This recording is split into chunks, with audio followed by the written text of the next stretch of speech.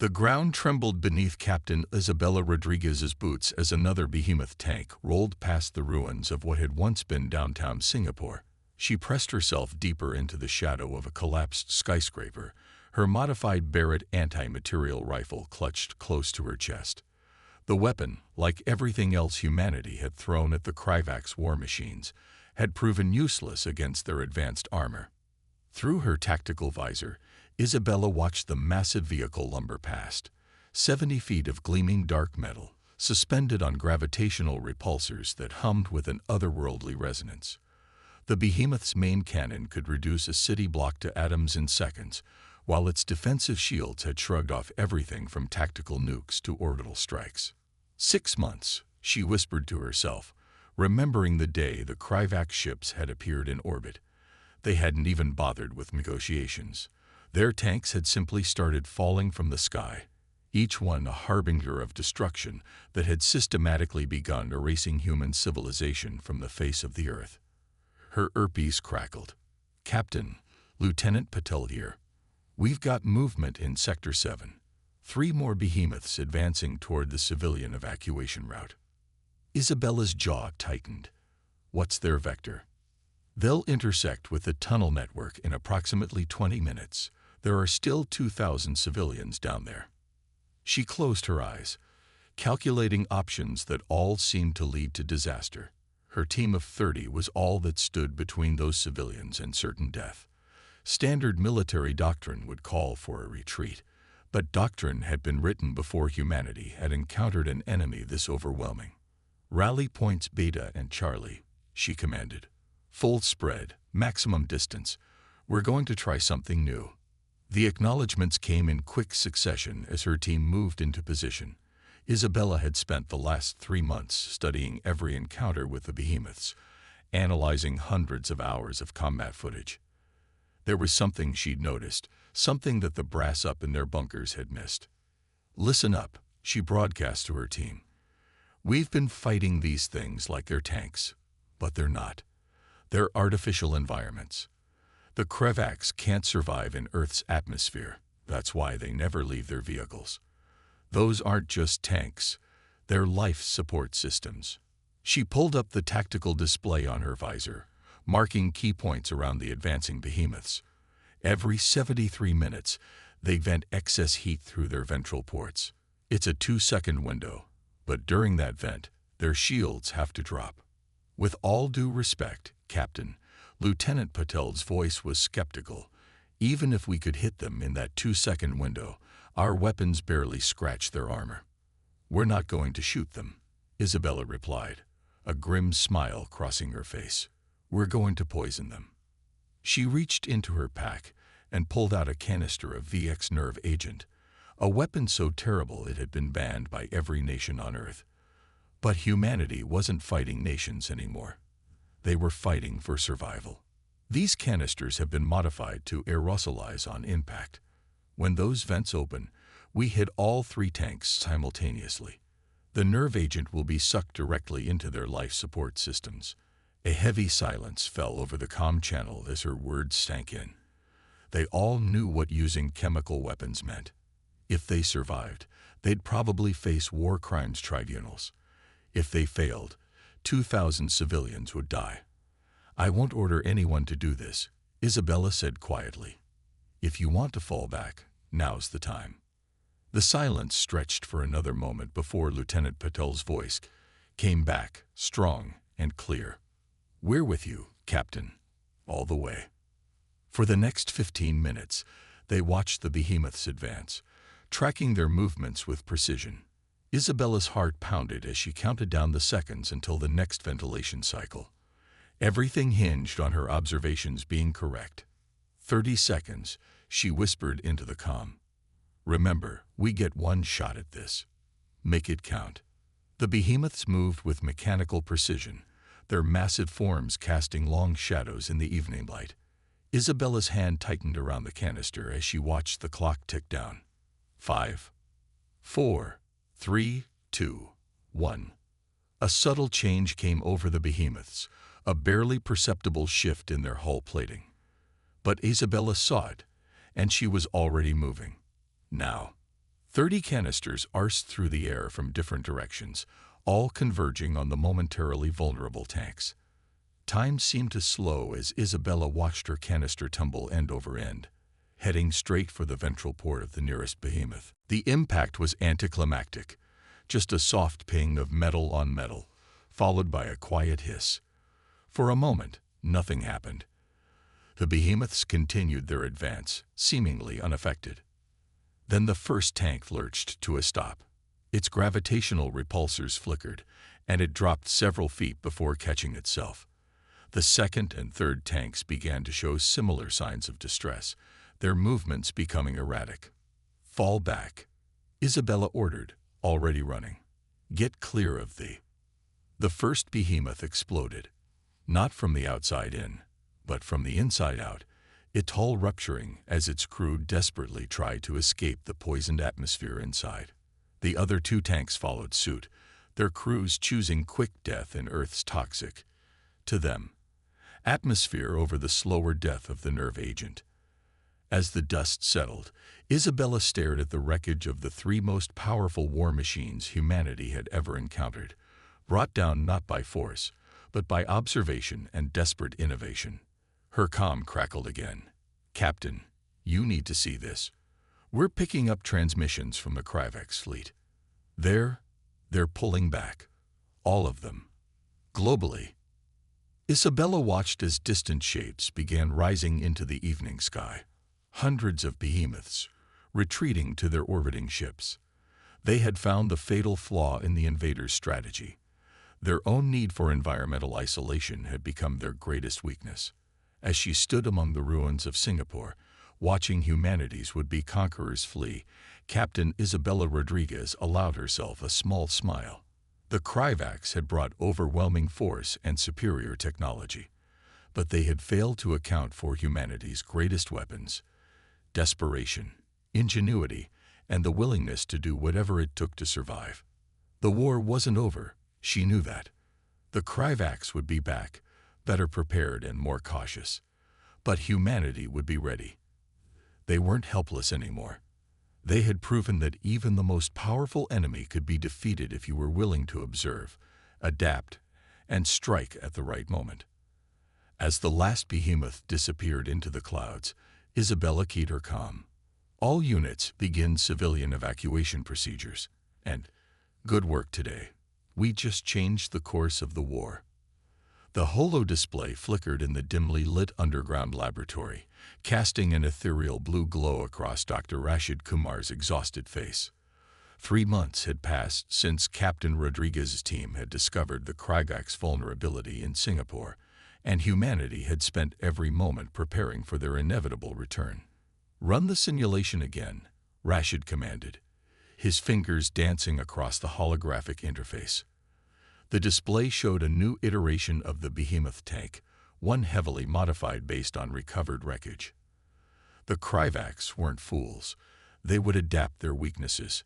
Behind him, General Marcus Hayes watched with barely concealed impatience. "Doctor, the orbital sensors show they're assembling a massive fleet beyond Mars orbit. We don't have time for another simulation. And we won't have a second chance if we get this wrong," Rashid countered, his eyes never leaving the display. "The Kryvax have upgraded their ventilation systems, triple redundant filters, emergency atmospheric seals, and their hull plating now includes a diamagnetic layer that—" "In English, Doctor." Rashid finally turned to face the general. "They've solved the problems that let us win in Singapore. Chemical weapons won't work again. We need something new." The general's weathered face hardened. "Then I suggest you find it quickly. Our latest intelligence suggests we have less than 72 hours before they launch their second invasion." After the general left, Rashid slumped in his chair, running his hands through his graying hair. The weight of humanity's survival pressed down on his shoulders like a physical force. His tablet chirped with an incoming message: Captain Rodriguez requesting a status update. He smiled faintly, remembering their first meeting in the aftermath of Singapore. She brought him the wreckage of a behemoth, along with detailed observations of their operational patterns. While the military brass had wanted to celebrate the victory, Isabella had immediately started planning for the next battle. A sudden thought struck him. He sat up straight, pulling up the combat footage from Singapore again. Computer, focus on the gravitational repulsors during shield activation.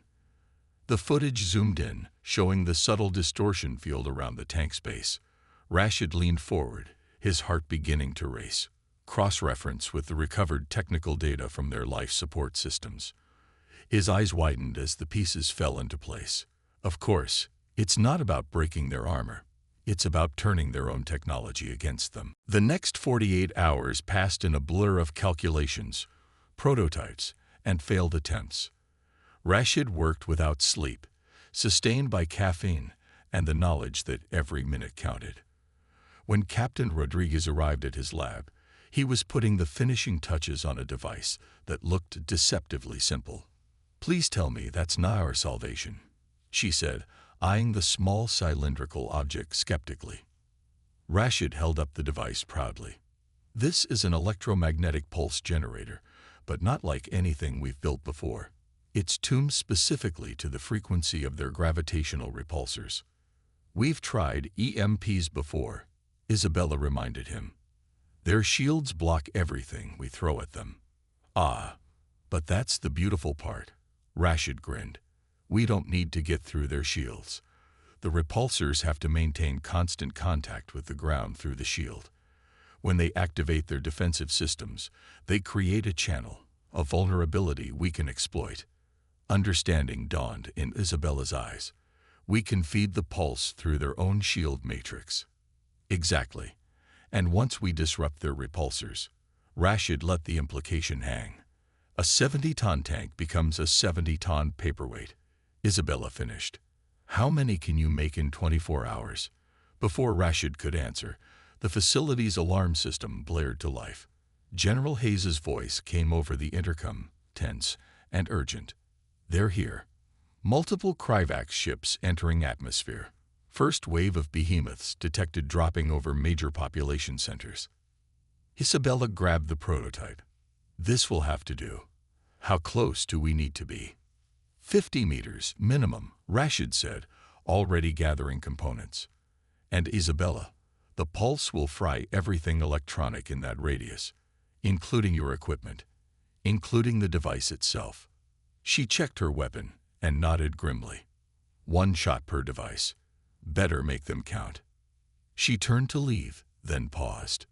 "Doctor, thank you for everything. Just stay alive," he called after her.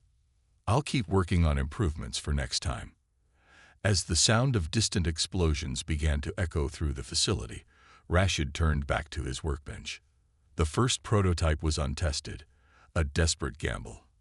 But he'd learned something from studying the Kryvax technology, something that might give humanity a real chance. Their technology was impressive, but it was built on absolutes. Every system was designed to be perfect, unbreakable, but humanity had learned long ago that nothing was truly unbreakable. You just had to find the right pressure point and push. The facility shook as another explosion hit closer. Rashid began assembling a second device, his movements precise despite the chaos around him. The Kryvax thought they were coming to finish what they'd started. Instead, they were about to learn another harsh lesson about human ingenuity. In the distance, he heard the distinctive hum of approaching behemoth tanks. Somewhere out there, Isabella and her team were preparing to test his theory. He worked faster, knowing that every device he completed might mean the difference between victory and extinction. "Breaking the unbreakable," he muttered to himself, soldering another connection. "That's what humans do best." The war had entered a new phase, and the outcome would depend not on who had the strongest armor, but on who could adapt fastest. Rashid smiled grimly as he completed another device. In that kind of war, he liked humanity's chances. The streets of London burned as Captain Isabella Rodriguez led her team through the underground tunnel network. Above them, the thunderous impacts of behemoth tanks shook loose centuries-old brick and mortar. Each of her soldiers carried one of Dr. Kumar's EMP devices, now dubbed flashbangs by the troops. "Contact. 3 o'clock." Lieutenant Patel's voice crackled through the comm. Two behemoths moving toward Parliament. Isabella checked her tactical display, or tried to. The electromagnetic interference from the Kryvax weapons had reduced most of their technology to static. They were fighting blind, relying on hand signals and pre-planned routes. Listen up, she whispered to her team. We've got one shot at this. Teams of 3, just like we practiced. Remember, 50 meters, no closer. Set your timers for exactly 3 minutes. We hit them all at once. The squad split into smaller units, moving through the shadows of a city under siege. Isabella led her team toward the nearest target, her mind racing through calculations. The Kryvax had indeed adapted their ventilation systems, but they hadn't expected humans to find another weakness so quickly. A massive explosion lit up the night sky, and Isabella's heart sank as she recognized the location. Street Thomas Hospital, she muttered. Another evacuation point lost. Another 1,000 civilians. She pushed the thought away. There would be time for mourning later. Right now, they had a job to do. Her team reached their designated position behind a partially collapsed office building. The behemoth tank loomed ahead, its dark hull reflecting the fires burning around it. Isabella activated her timer. All units, check in, she whispered. One by one, the other teams reported ready. 10 groups, 10 targets. It wouldn't end the invasion, but it would prove that Dr. Kumar's theory worked. That humanity still had a fighting chance. 3 minutes. Mark. The wait was excruciating. Isabella watched as the behemoth methodically destroyed everything in its path. Its main cannon fired with surgical precision, each shot calculating maximum damage to both infrastructure and morale. 2 minutes. A civilian broke cover somewhere to their left, running in blind panic. The behemoth's secondary weapons tracked the movement. Isabella forced herself to stay still, even as the explosion confirmed another innocent life lost. 1 minute. Captain. Lieutenant Patel's voice was urgent. We've got a problem. They're deploying ground troops, some kind of mechanized infantry. Isabella's blood ran cold.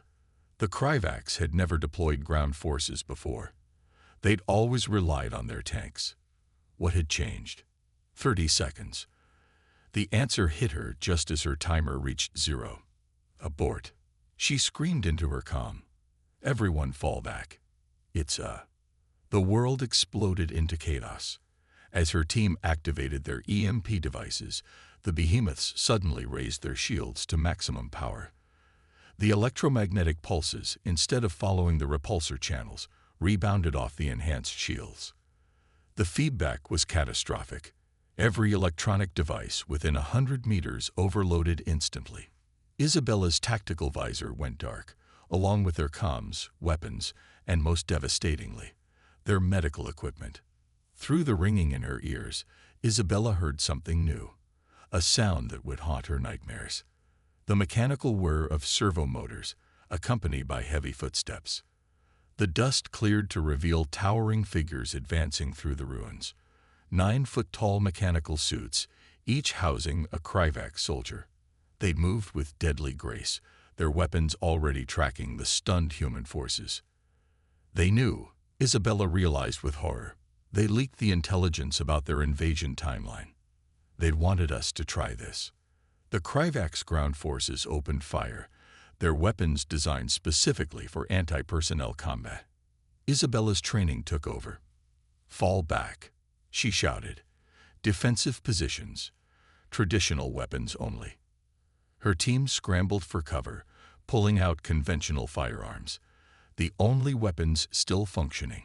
The air filled with the crack of gunfire mixing with the high-pitched whine of Kryvax energy weapons. Lieutenant Patil appeared at her side, blood streaming from a cut above his eye. Captain, we've lost contact with teams 3 and 7. The others are cut off. Isabella checked her ammunition. 12 rounds left.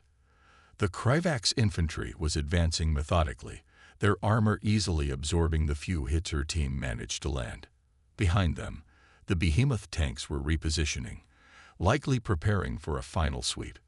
New plan, she said, pulling a grenade from her vest. "We need to get back to Dr. Kumar. The Kryvax didn't just counter our strategy. They used it against us. That means they're scared. They're adapting faster than expected. How do we get past their infantry?" Patil asked, ducking as another energy blast superheated the air above them. Isabella smiled grimly. "The old-fashioned way.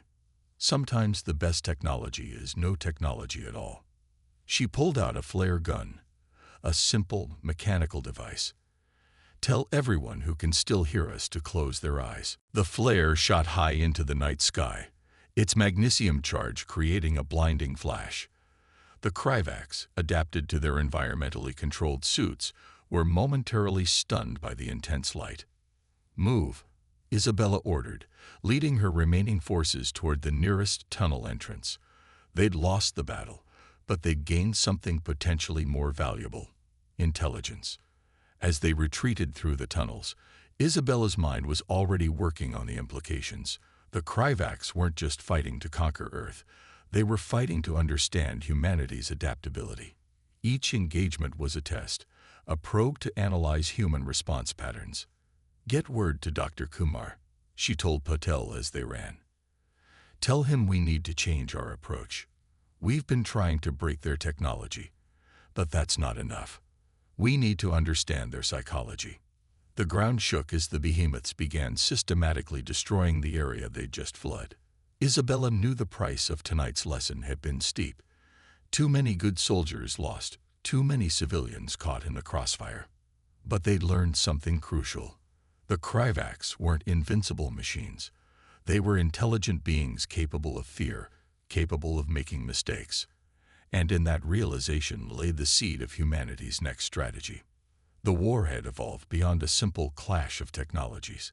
It had become a battle of minds, a test of which species could adapt faster, think more creatively, and most importantly, learn from their failures. As her team regrouped in the underground bunker, Isabella began planning their next move. The Kryvax thought they had dealt humanity a crushing blow. They were about to learn that humans fought hardest when backed into a corner. The underground command center hummed with activity as Dr. Rashid Kumar studied the holographic display of a captured Kryvax combat suit. 3 weeks had passed since the London disaster, and humanity had been forced to adapt once again. But this time, they had help from an unexpected source. "Play it again," he instructed, and the room fell silent as the transmission began. A distorted voice filled the chamber, speaking in carefully measured English. "I am Commander Vextel of the 3rd Kryvax Expedition Force. I seek dialogue." The first transmission had arrived 2 days after London. At first, many had dismissed it as a trick, but Isabella had seen something different in the message: uncertainty, fear. "Doctor," a young technician burst into the lab, clutching a tablet. "We've decoded more of their neural interface data. You need to see this." Rashid's eyes widened as he scanned the information. The Kryvax combat suits weren't just environmental protection. They were a psychological crutch. The aliens were terrified of open spaces, of direct contact with any environment they couldn't completely control. "Get me Captain Rodriguez," he ordered, already racing toward the briefing room. "I think I know why they're really here." Isabella arrived minutes later, her face bearing new scars from recent skirmishes. The war had changed her, changed all of them. But her eyes still burned with the same determination. "The Kryvax aren't invaders," Rashid explained, pulling up the neural data. "They're refugees. Their home system is dying, and Earth is one of the few planets suitable for their technology to terraform. But they're not just fighting us for territory. They're fighting their own fear of adaptation." Isabella studied the data. That explains their obsession with controlled environments. But how does this help us? Because now we know their true weakness. Rashid highlighted several sections of code. Their entire society is built on the illusion of perfect control. Every system, every strategy is designed to eliminate variables. But war isn't about control. It's about chaos. A slow smile spread across Isabella's face. We've been fighting the wrong way. Instead of trying to match their technology, we need to make them face their fears, Rashid finished. The plan came together quickly. While the Kryvax expected humanity to continue developing countermeasures to their technology, Isabella's teams began a different kind of operation. They called it Project Chaos. Across the globe, human forces stopped trying to destroy the behemoth tanks. Instead, they focused on disrupting the Kryvax's carefully ordered patterns. Random attacks, false retreats, apparently illogical strategies that defied military doctrine. At first, the Kryvax responded with typical efficiency, but as the weeks passed, cracks began to show. Their formations became more rigid, their responses more predictable, signs of increasing psychological stress. Commander Vextel's transmissions became more frequent, more urgent. "Your species defies logic," one message stated. "You accept casualties that our simulations indicate are unacceptable. You employ tactics that guarantee your own destruction. How do you continue?" Isabella recorded a response. "Because humanity's greatest strength isn't our technology or our strategies. It's our ability to embrace chaos, to find hope in hopeless situations, and to keep fighting even when logic says we should surrender." The turning point came during the Battle of Sydney. The Kryvax launched what should have been a perfect assault. 50 behemoth tanks, supported by hundreds of combat suits. They advanced in flawless formation, every movement calculated for maximum efficiency. The human defenders responded with what appeared to be complete madness. Civilians ran toward the tanks instead of away. Soldiers charged enemy positions with obsolete weapons.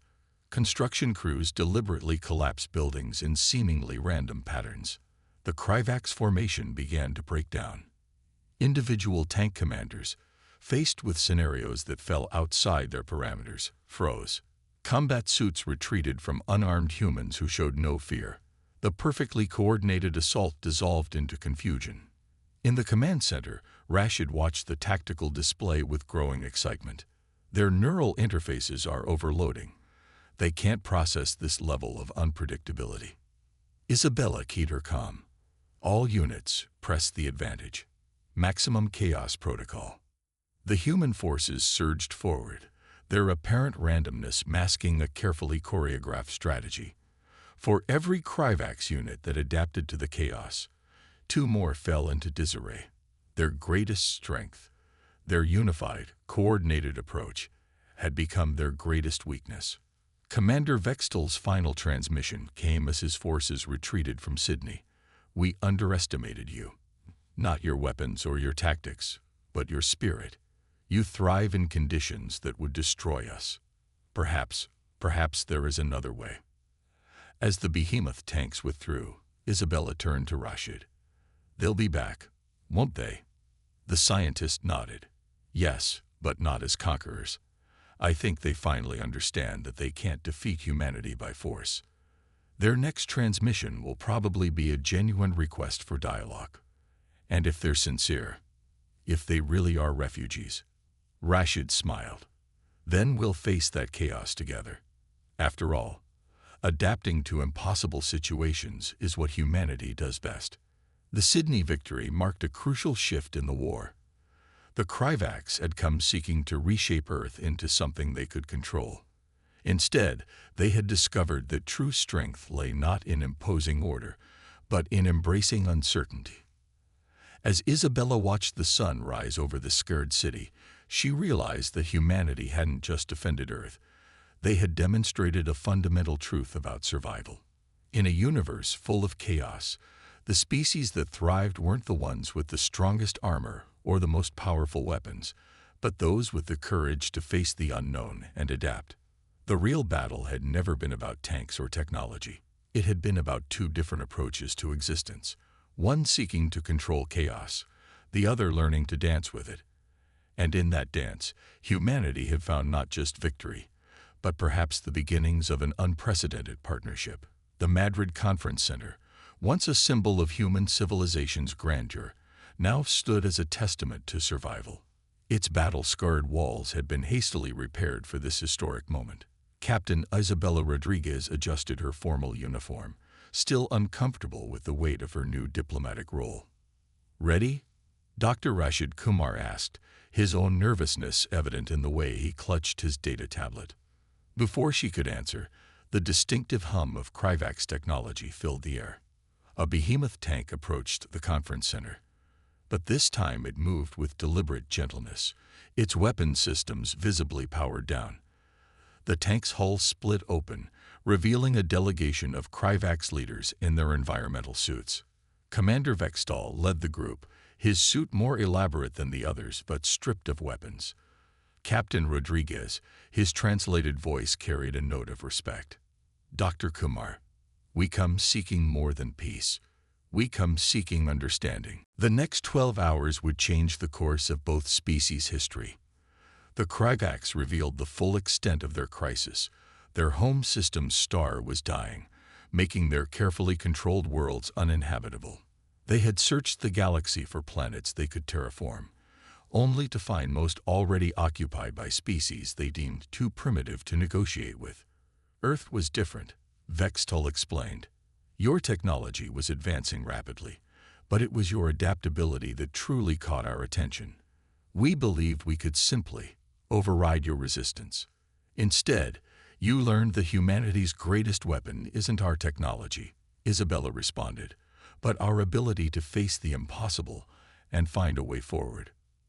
Rashid stepped forward, activating a holographic display. "We've studied your terraforming technology.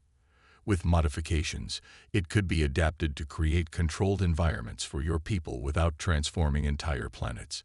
Sealed cities where you can maintain the conditions you need, while leaving the surrounding environment intact."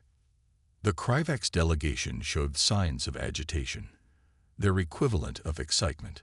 "But the resource requirements, the engineering challenges, will be solved together," Isabella interrupted.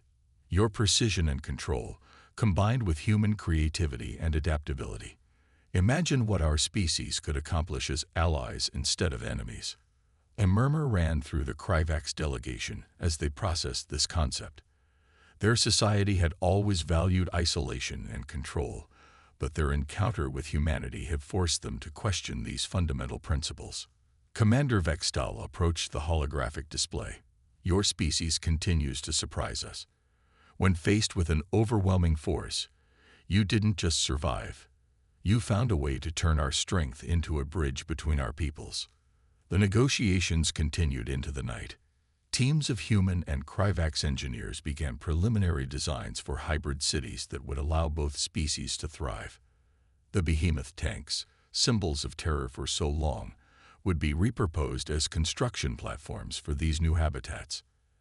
As dawn broke over Madrid, Isabella stood with Rashid on the conference center's roof, watching Kryvak's ships descend peacefully from orbit, this time bringing scientists and engineers instead of soldiers.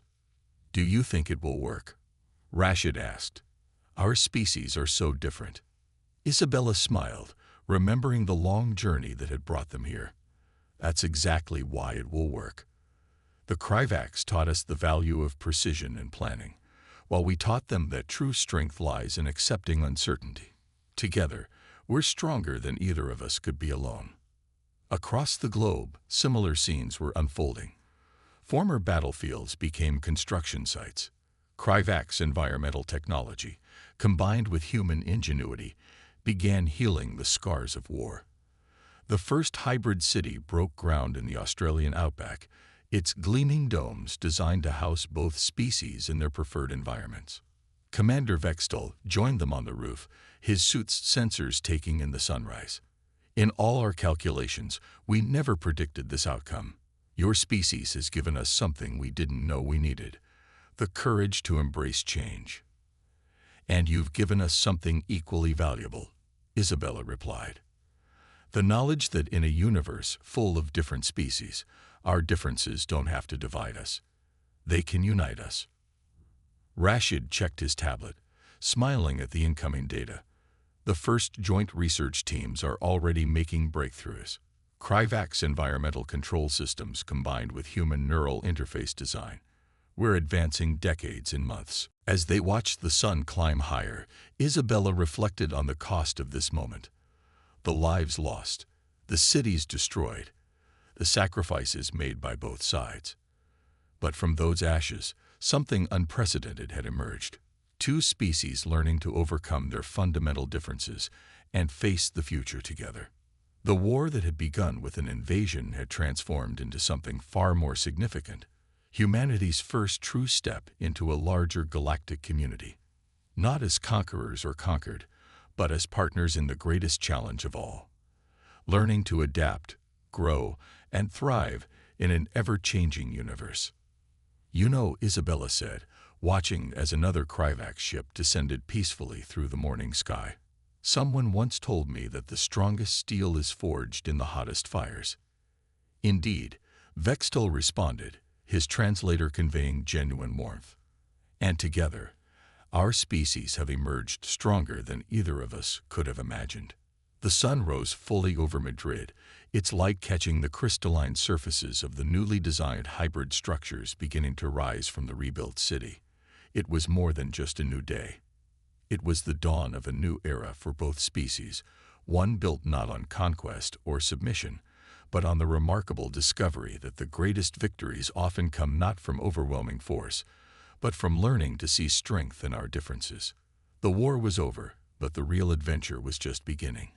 Humanity had not only survived its trial by fire, it had shown the galaxy a new way forward. In the end, the tanks that had threatened to destroy them had instead become the foundation for a future neither species could have imagined alone.